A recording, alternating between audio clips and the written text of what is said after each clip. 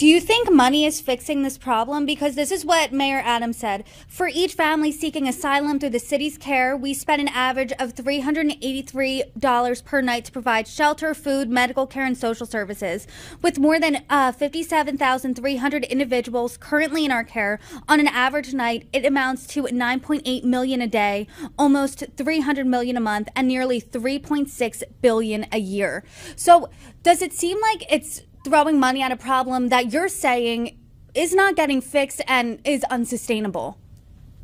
It is an absolute waste of money. I've said it again. He's talking about, what number did you say? $9 million a day? $9.8 million a day. That's, I'm quoting our guidance. 9.8, try to figure this out. Wrap your head, if we could, around $9.8 million a day for people who have crossed the border illegally. This is illegal. They did not come in the right way. These are illegal immigrants coming in that we, the hardworking people of this state, no matter where you come from, you're here legally. You're footing the bill. This is wrong. Absolutely wrong. And like I said to you earlier, this has become a bottomless pit, and there's no end in sight. It's time to cut it off. That's the only thing that's going to work here. You know, when they come from these other countries, this is heaven. This is heaven. Even if they're sleeping in a cot in a park or somebody's backyard or front steps, that's inhumane. But they're happy with it because it's better than where they come from. You know, I think not. I think not. And, you know, they're quick to blame the border states, Texas and the other border states. Imagine they've been putting up with this for years and years and years. And now we're getting a taste of it with 107,000. That's like a shot glass over Niagara Falls. It's time to close the border, Brittany. It's time to close the border. And if we're not going to close the border, which we know Biden has no intentions of doing that, then it's time for the individual states to say no more. We're back to that again. I was talking to Assembly Member Jamie Williams just yesterday, and she said, she's a Democrat, and she said we need to secure the border. And I asked her, when you say secure the border, that means something different really to everyone. What does that mean? So, Councilwoman, when you're saying secure the border, what's that mean? That means keep the wall up with a door in it. Welcoming people, but welcoming people the right way. Controlling how many people come in every day. You know, many years ago, they used to have what's called an immigration moratorium. When an influx of X amount of people came into this country, no matter where they came from, they had to take a hiatus, a breather is what it's, you know, a moratorium is like a breather, where you could actually figure out what's going on, how many people came in, how many people and where they went, keep track of, are they with a family member? Are the kids going to school? Did they get a job? Did they file for citizenship? Now it's willy-nilly. It's whatever happens, happens. Secure the border. That's a very broad way of looking at it. Well, of course we should secure the border.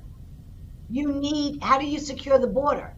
We know that it wasn't working prior to Trump coming in. When Trump came in, he built a wall. He wasn't saying stay out. He was saying come in the right way. And that's what I'm saying. Come in the right way. People romanticize Ellis Island. Well, you know, we all came here, we're all a nation of immigrants. Well, sure, we certainly are. And we're proud of that. That's what built America. We built America. The immigrants built America. Who else was here to do it?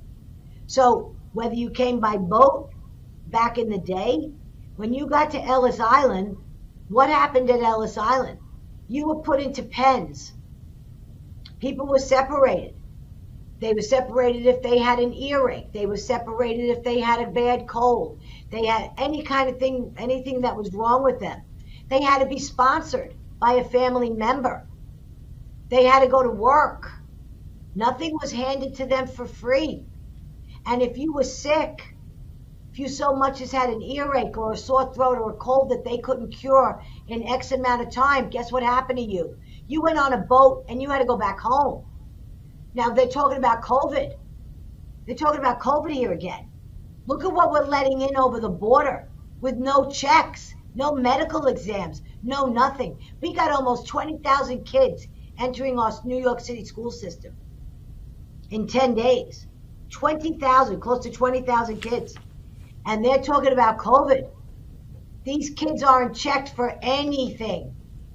Yet our kids, our parents, our school teachers, our first responders, our police officers, our firemen, everybody was either fired from their job if they did not get the shot, or they took early retirement. So now, what are we going to do with the upswing of COVID? We're seeing an uptick. They're already warning people about an uptick in COVID. So how are we going to handle this immigration crisis that we've got, humanitarian crisis that we've got, if we cannot even go over and check people for the different diseases that they could be bringing into this country? There's no real vetting of any kind. When I was asked when we put the shelter in, they put the shelter in, the anchor in Bayside. Now a shelter, let me tell you this. A shelter is very different from a respite center. In a shelter, you know how many people you have exact. You know names. You know where they're going. You know when they're coming home.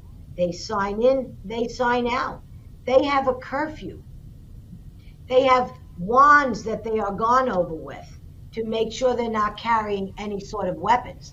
In a respite center, it's a free-for-all. People come, people go. They're not checked. They have no idea what so-and-so's name is. They have no idea if so-and-so's coming back that night. We have things, people coming in, people going out. There's no checks if they're carrying any kind of weapons on them. We have no idea what's going on. None. But a shelter, they keep track.